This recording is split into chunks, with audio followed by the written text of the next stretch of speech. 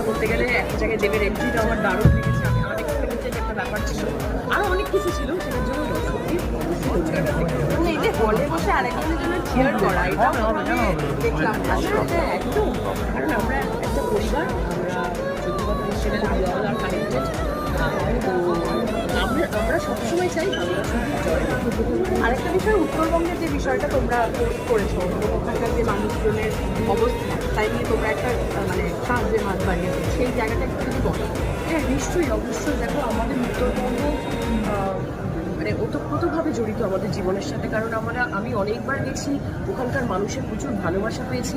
তো যতটা আমাদের তরফ থেকে আমরা চেষ্টা করছি আমাদের পুরো পরিবার, মানে বাংলা ছবির পরিবার, বাংলা সিনেমা, প্রত্যেক যে আর্টিস্ট সবাই মিলে চেষ্টা করছি তাদের পাশে দাঁড়ানো, যে যেরকমভাবে পারছে। তো যতটা আমাদের সম্ভব আমরা অবশ্যই উত্তরবঙ্গের সাথে আছি।